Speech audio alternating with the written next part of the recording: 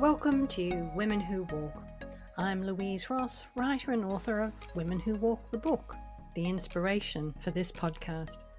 And just as I did for the book, here I'll be interviewing and unpacking the journeys of impressive, intrepid women who've made multiple international moves for work, for adventure, for love, for freedom, reminding us that women can do extraordinary things. You can find a transcript with pictures to each episode and my books on my website, louiseross.com.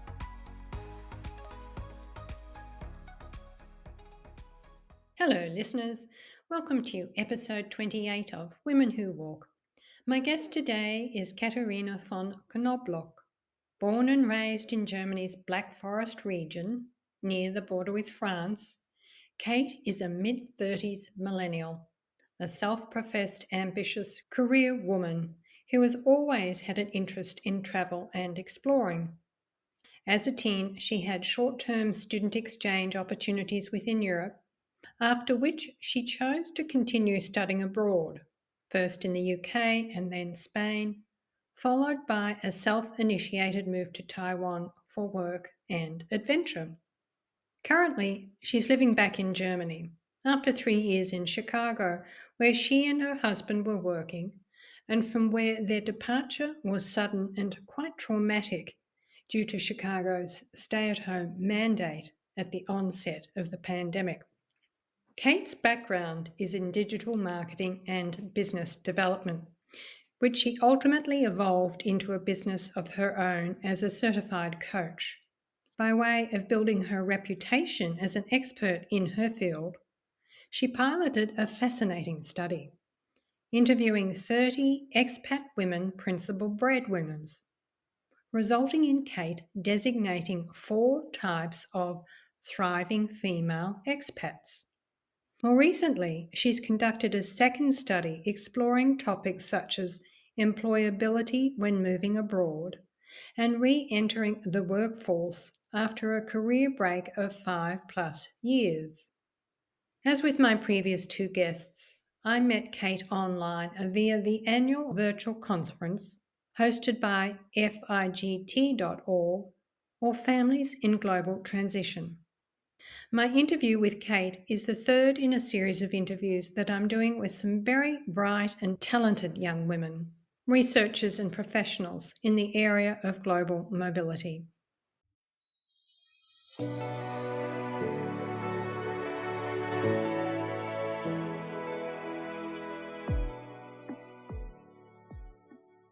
Welcome, Kate. Thank you so much for being a guest on Women Who Walk.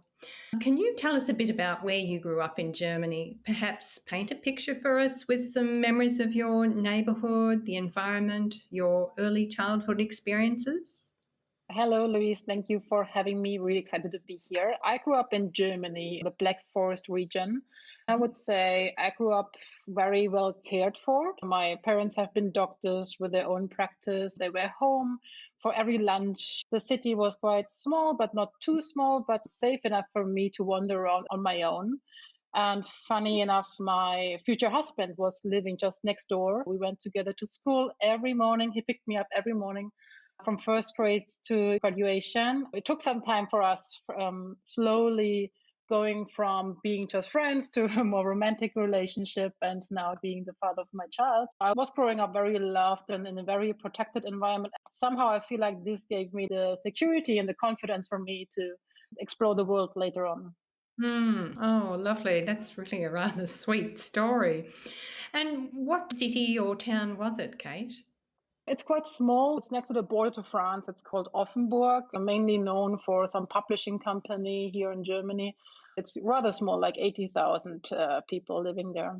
Okay, so a small sized city. And was there anything about your early years that caused you to want to travel later, in addition to security? It was the security, wasn't it? Was there anything else that caused you to want to travel? For instance, were you exposed to different cultures and languages, or did you travel with your family?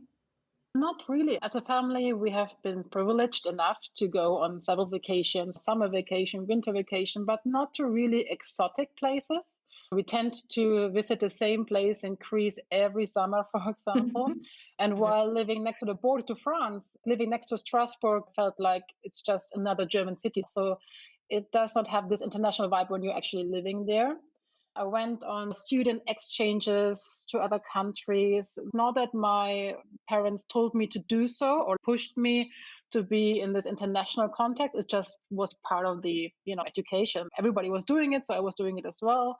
And looking back, I would say I can't really tell why I'm now the exotic one in our family. I'm the only one who chose to live abroad, to venture out. I had several backpacking adventures, which my mom hated at the beginning, but now she made peace with that. And most likely we will move abroad again at some point in the future. My partner and me kind of writing our own story there. And I'm not really sure where this is coming from.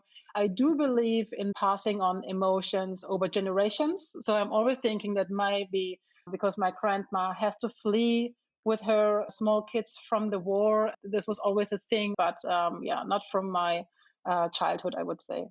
And it sounds like you really thought about that. That's an interesting perspective, considering your grandmother fleeing from the war. What countries did you go to as an exchange student? England and Poland. It was very well organized, very safe. You would go there just for 1 week and you live in the household there. It was not just me on the plane on my own for 3 months. So my parents did not allow me to do that. And I still tell them that they should have allowed me this kind of gap year. And now they see my point. But back then, those exchanges have been very small, very secure, and just a very small glimpse into the world of somebody else's life. Nevertheless, that did sort of open a door. Yes, yes. Uh-huh. And how did you manage those cultural experiences? I'm not a very extroverted person. I'm not the one who is very loud in larger groups. So I'm digesting everything I'm seeing and observing. I'm more in an observer role. I would say the families would describe me as maybe shy back then, young and shy girl, but very curious about the lifestyle and very grateful for being in this position to actually share the meal and just being very curious about that. Yeah, I was always in this observer roles, and I love reading my diaries from back then when I was like always checking myself, my little me, and saying, why didn't you do more? Why didn't you ask more questions? But I guess it's the normal development when you're at that young age. But I really, really appreciated those exchanges. You made an interesting comment there about your young self and the ability to be culturally curious. We're going to talk about your research on the thriving expat female, so you let me know if this is one of the traits that you've discovered in your research. Then you went on to a corporate career in digital marketing and business development, eventually working in Spain, the UK, and Taiwan. And we hear quite a bit about Taiwan in the media these days because it's a tech giant and because China has its eye on it. What were your experiences of Taiwan? Taiwan is very, very close to my heart. It's the country I think about the most when reading the news. Even though I only spent a couple of months there, it's a place where I call home almost. It was actually before my digital marketing career that I went to Taiwan professionally. I did my master's degree in the UK in Brighton. And in my course, there have been more than 18 other students from Taiwan. There was a huge Taiwanese community. So I was in touch with the culture, not within Taiwan, but in the UK. And after graduating, one of them got married and invited me to her wedding in Taiwan, I guess expecting that I would politely say thank you and not showing up. But I got so hooked about this idea of maybe living and exploring Taiwanese culture a bit further. So I seeked out employment situation there. I got an internship at a German trade office in Taipei. And not because I wanted to work there, but because I wanted to be at that wedding and I wanted to live in Taiwan. And it was just a tool for me to pay the rent and be there. I guess it feels so much like home for me because I was treated with so much hospitality. I was living at my friend's place. I was at their wedding. I was with her when she got pregnant because I visited again, and I was with her when she got her second child. I'm still very much in touch. A couple of years ago, when I was living in Germany, I got frustrated of not living abroad. So in a weird emotional state, I booked a ticket to Taipei. And I was on the plane for 24 hours and I was in Taiwan for 24 hours. So it was a really, really short trip and everybody are freaking out, who would fly to Taiwan for 2 days. But for me, it was like just so nourishing to be in touch again with this country and the people and eating the food and having discussions. And I came back very happy after those 84 hours something trip. Does it feel like that might be a country that you and your husband would relocate to at some point? I'm trying to convince him. I'm planting the seeds again and again. He is not the explorer type of guy. I'm the explorer part of our relationships. I feel like this would be a perfect country. And I can't wait to bring my daughter to Taiwan. This is something I have on my bucket list that when she's a bit older, I could show her this country because it's so diverse. It's kind of small. It's not that big, but you have everything in just one island. You have the food from everywhere, from any other Asian country. You have this authentic Asian life, but westernized. It's kind of a mix, and there's a certain vibe. I can't really tell why I'm so hooked up with this country. I guess it's because I have really, really good friends there. I had no idea of the extent of the multiculturalism of Taiwan, but you've really painted a very vivid picture. And then the moves to Spain and UK, you mentioned going to the UK for study, but was Spain a move with the company that you were working with, or was that also self-motivated? It was also self-motivated and kind of in between. So before starting my first serious corporate career in Germany, I always tried to combine my education and work with living abroad somehow. So I chose a study where I was forced to move abroad and work abroad to get a degree. Spain was also part of that educational program so that I have to live there and was self-initiated. When I then started my very linear corporate career in Germany, at first I did not notice that I was now changing gears a little bit, focusing on a very German company. And I was quite happy then at the later stage when I started to have projects with American companies as well, having negotiations with Americans and having negotiations in New York and so forth, but always based from Germany. In 2017, you moved to the US with your husband's work. Were you able to continue working with this country move? Technically, yes. Back then, having a career was very, very important to me. It was a huge part of my identity. Me and my husband studied the same thing. We had like the same work experience. I became team lead quite early on. I was just very happy with my career. But back then, we have been living in Germany for 5 years. And when he came home with this proposal, I was like, yes, yes, let's move abroad. Only in a second later, I asked, okay, what about my career then? And I figured out a way of having an interview with a local startup, which was connected to my current employer back then. We hopped on the plane knowing, okay, I can work, he can work. It's all good. It's all fine. We arrived in Chicago when Obama gave over to Trump and the whole work permit process got a bit delayed. I imagine there's a huge pile of work applications and I have waited 3 months, 4 months, 5 months, 6 months, 7 months. In the end, finally, I got the work permit and the startup was not there any longer because of the nature of startups. Sometimes they go bankrupt and out of business. I was planning to continue my marketing career. And then I found myself in the situation where I've never been before, out of job and slowly realizing that the Americans around me have not waited for somebody from Germany with a marketing background. They always wanted to have somebody with an American background and American marketing experience. That was a new and challenging situation back then. So, what happened? First, I got not really depressed, but kind of clueless about what to do. So I booked a plane ticket to Thailand. I left my husband waiting for our furniture to arrive. I left him in an empty apartment, packed my backpack, and went on a backpacking journey. My first backpacking journey alone with no friends, partner. That was a really, really good experience. Looking back, I'm very thankful I had this experience in my life. In the end, I was 3 months in Thailand and Ecuador and Cuba and Mexico. There was no real plan behind why this or that country. It was just whatever was feasible money wise and plane ticket wise. I Just tried to elaborate a bit on this question of what to do professionally. That helped me a lot to get some distance and to be outside of that hamster wheel for a bit, especially defining career as something very linear. And breaking out of that situation helped me a little bit. I also had coaching back then in Mm, Chicago. And this one coach asked me, why does it have to be the marketing job? mm, And I was a bit, what do you mean? That's my background. That's what I'm good at. And then I figured I always wanted to do my own thing. I could do that now.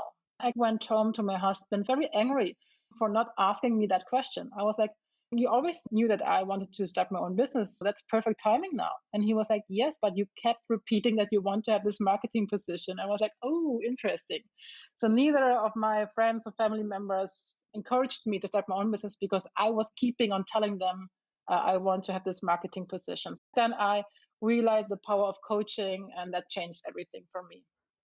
Sounds like that 3 months travel gave you an opportunity to reflect on your life and do some internal work. That, in combination with the coaching, then launched you into this phase of building your own business. Now, was that what you did while you're in the US? You launched your own Yes. business? So yeah, about a year in our experience in Chicago, I started to really take it serious with being a professional coach. I always was interested in content creation and writing about the experience of living abroad, digging deeper into academic studies and publishing that on my platform. That's also why my website is called sharethelaugh.blog, because it started as a blog. And then about 1 year into the adventure, I slowly recognized that I can help more by not only sharing information, but also by becoming a coach myself. That was the time I really started my education. I started to explore more topics, having a more holistic view on the whole topic of living abroad and the effect and the impact of career planning, especially for women. I have a few male readers and I have a few male clients, but honestly, the majority are women who are consulting me. And the number one topic is always what to do about my career. So my clients guided me to the business I'm having today. Also, reflecting back on the 3 month backpacking journey, now as a coach with the perspective of my clients, I can see that this journey helped me to say goodbye to this victim role, blaming it on Trump, blaming it on bureaucracy and work permit delay and whatever, and allowed me to be more proactive, to take my fate into my own hands again and making the best out of the situation. Leaving the room intentionally allowed me to think outside the box, and that's what coaching is also all about. I guess there is a connection for me, at least, traveling and exiting the room and re-entering it with a different perspective, a more empowered perspective. Mm. And speaking of re-entry, after that 3 year period in Chicago, you repatriate to Germany where you start to build up your business. Were you applying some of that stepping out of the room, re-entering the room as you repatriated to Germany? My whole repatriation experience reminded me a lot of my dad, who was a doctor. I remember he's always the worst patient ever. So he knows how to treat other people, but he is the last person to seek advice and go to a hospital. And my repatriation journey reminds me a bit of that, like an intense emotional roller coaster. I help my clients figuring the way and making it a bit smoother. But for us, we came back to Germany in the first wave of the pandemic. We left Chicago in a very, very bad state. Everybody was afraid of losing a job. And actually, they already lost their job while we have been in the transfer process of staying in the hotel. We came to this hotel for the last 2 nights in Chicago and was fully staffed. The next day was half staffed. The next day, 3 people left. We saw it with our own eyes what happened, and there was a lot of fear and anxiety in the environment. We also brought our 5 month old daughter home, our firstborn, and it was a very intense time because of that. We come back as foreigners to our own home country. We came back as parents. We came back to our old apartments, now bringing also a baby with us. And there was no real intentional goodbye in Chicago. We have to flee the country. There was martial law back then. meaning no gatherings, no open shops, etc. There were no souvenirs to take with us. There was packing in a rush. There was losing my engagement ring in one of the million boxes because my mind was all over the place. And when we came to Germany, there have not been people waiting for us at the airport. It was all shut down.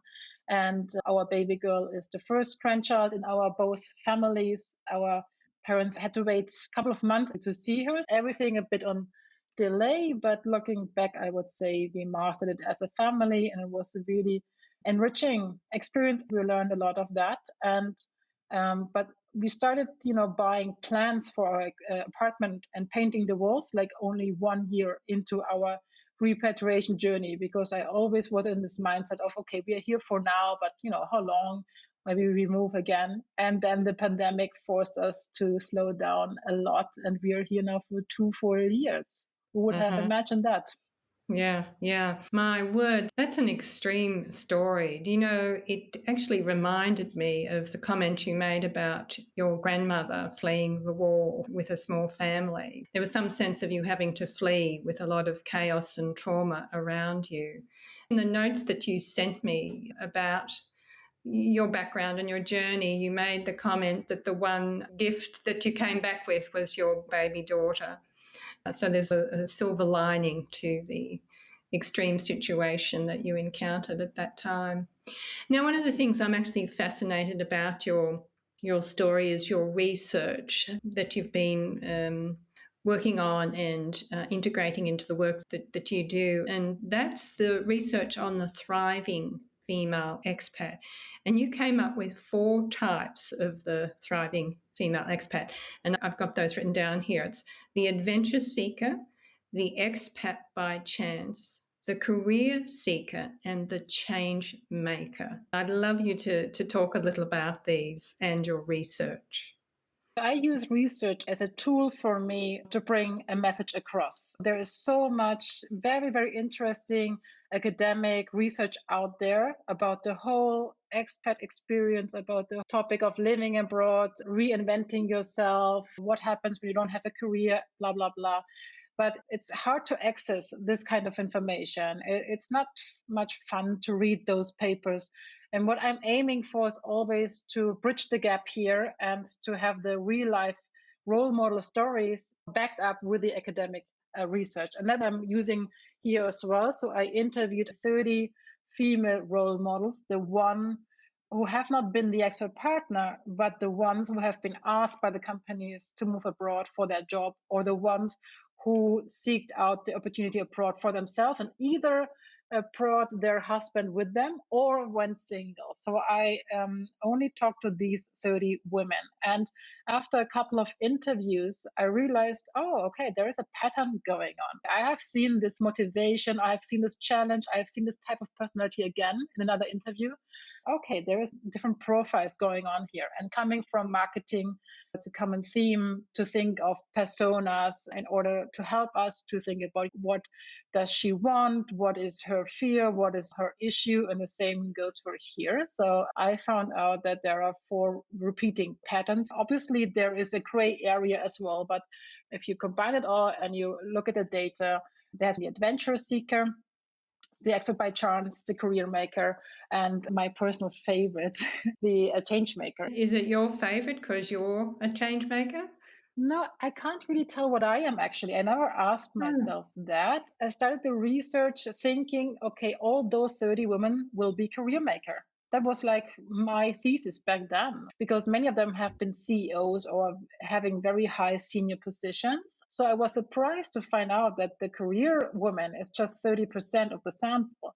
And I was curious to hear that many other motives have been in play here. The career woman, for example, is the one who does not really care about living abroad, but she uses this lifestyle abroad in order to push her career, because the Mm, headquarter asks her and she jumps on that opportunity to make a mm, better senior rank back in home mm, country. Very ambitious linear mindset. So that was the one I expected. Then there was the other one which I might expect a little bit, like the adventure seeker, mhm, the one who does not really care about her job at all, just works to be able to live abroad. She always had this a curiosity for living abroad since being a little child. And she just uses this job, for example, in the tourism industry, just to be able to live abroad and to be a foreigner. And then there was this expert by chance who I know a little bit better due to my work as an expert partner coach, because she also finds herself in a situation without knowing it. It just happens because she falls in love and then, but there is not this trauma of not being employed and not thinking about her career, because she finds a career right away very easily. Or she's being asked by the company to go abroad again and again. And for the third time, the company asks, she says, okay, yes, I go. I mean, not very motivated, but I go. And then being abroad, she finds like, oh, okay, that's cool. I'm so glad I have this experience. The persona I'm most fascinated by is the change maker, because she uses this global lifestyle as a tool, as a facilitator to have the life she wanted, to actually be able to have children and having a career. Because many of my participants had children and career ambitions and have been struggling of having both in their home country. Interestingly, many of them have been coming from Germany, for example, and they told me the daycare situation is so bad. I just can't have a senior CEO position and daycare, and I can't afford to have private daycare. So I deliberately went to Asia or whatever country of South America to afford daycare, especially as a single mom. Some of them have been single moms doing that, and this enabled them to have it all. Or they fled their home country because of the Oh, perspective of the working mom. I find it fascinating because for her, it's motivation to actually live abroad, but she seeks out this opportunity and finds, oh, okay, I can actually have career and family at the same time, but not in my home country. Here in Germany, we have the saying, when you're working and being a mom, you're a bad mom. So some of them went to other European countries where it's totally normal to re-enter the workforce after a couple of months. It's not, for everyone, but for these women, this has been the solution to their challenge. this is just really fascinating work. And of course, for those listeners who are living abroad or thinking of living abroad, I'm sure, like me, you're thinking, well, which am I? Where do I fit in this lineup of the four types? Now, how are you applying this research in your work today? Are you working mostly with internationals? You mentioned you have some male clients, but mostly female clients. Tell us a little about how you apply what you have been researching. I'm using my research as a kind of an open source for people to have free access to make up their own mind, because there's so much support and so much research going on, but somehow it's hard to access. So I remember clearly when I was the expert partner, I thought I'm the only one with my feelings.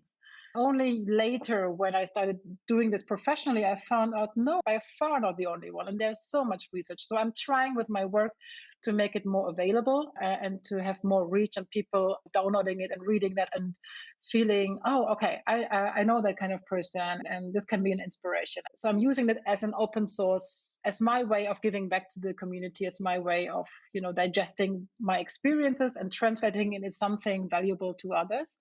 And with my coaching, I'm always focusing on the topic of what to do with my career. In the beginning, it was heavily with expert partners, accompanying partners. Then slowly, I have added people who just change countries for whatever reason. Maybe the adventure seeker who finds herself not happy in this position abroad. Maybe the change maker or the expert by chance. And now I'm coaching women who have repatriated or re-entered the workforce after quite some time. I'm currently conducting another research, interviewing women who have a career break of plus 5 years and who have re-entered the workforce and sharing with me how they did it and how they felt during that time. So my coaching is always around this topic of finding clarity on what to do professionally. And with the answer to that question, actually helping them with the whole application process, because this can be a very intense, lonely journey for many, because it takes time getting this motivation back, making yourself available to the workforce, getting the confidence back and the knowledge that you are of worth, that you have something to contribute. The longer you're not working, the harder that part is. and to help those women to seek out, to network, to raise their hands, to raise their voice and be back and in the workforce. After returning to Germany, I have chosen not to focus just on Germany because I'm German. I'm coaching women around the world from whatever culture or country. Because the interesting and fascinating fact for me is that they all have the same challenges. It's the same questions, the same doubts, the same fears they are having, no matter where in the world they are. There is very similar emotions coming with not being employed, not being sure about the next professional step. It can be lonely. It's great for me that this is a very global topic. I'm sitting here in my living room in Germany, coaching women from all around the world. So while I'm not abroad right now, at least during my working hours, I'm kind of abroad, right? Yeah, that makes sense. Well, how are people finding you, Kate? I mean, this might be a good time for you to tell listeners, if they're interested to know more about what you do, where they can find you. You can find me on my website, sharethelove.blog, where if you want to know more about the Thriving Female Expat study, you can download it for free and read about the motivation and the challenges of other female breadwinners and get inspired by their stories. I put so many quotes in there. It's really, really cool to read through that. You can find also my coaching and more info on sharethelove.blog. I'm also hosting global coffee dates every month, a way for me to create a space for women to connect and to chat. And we use, fun breakout rooms to have a cool one-to-one connection and not having only small talk. We go a bit deeper and facilitate real connections between people around the globe. Because I believe in community, there's so much wisdom out there already. That's fantastic. So if listeners are interested, can they participate in those online coffee mornings by finding a link on your Share the Love blog? Yes, it's just sharethelove.blog/coffee. Oh, /coffee. Okay. Yeah, it's very easy to sign up. Oh, I love that idea. While it's important to have local connections, it's also important to be in connection with somebody who's living at the other side of the planet, but experience very similar things and can give you some advice or some insights. This is very interesting for me to see. In just 15 minutes, you're so deep into a very intense conversation and you're taking away so much more than just the typical small talk. I really love how these women are always happy to jump in with advice or ideas. Also, my former clients are using this kind of space to reconnect with me and others. So it's a nice way for me to create a space on a monthly basis. Sounds wonderful. In fact, I identify with that because the podcast has become like that for me. To hear the stories of women like yourself and such inspirational stories. And I do it from home. This is my job these days. And it gives me an opportunity to connect with women all over the world and hear their stories. And it's an amazing skill to be able to listen to these stories. Thank you so much for offering this podcast and to be curious about other people, to dig a bit deeper. I really appreciate your work. Thank you, Kate. Again, there's that word curiosity. I've lived outside my country of origin for 36 years. I think the driving force behind that is my curiosity. I'm so curious about other people and their cultures and how different cultures function. Anyway, thank you so much, Kate. This has been inspirational and an absolute joy. I will link to sharethelove.blog so that listeners can easily access your site and sharethelove.blog/coffees. Thank you again, Kate. Thank you so much for having me, Louise, and greetings from Germany to all of you who are listening. Thank you for listening today. And so you don't miss future episodes with more impressive, intrepid women, do subscribe on your favorite podcast provider or on my YouTube channel, Women Who Walk Podcast. And if you enjoyed this episode, please rate and review Women Who Walk on either Apple or Podchaser. I've linked to them both in the transcript of this episode on my website, louiseross.com.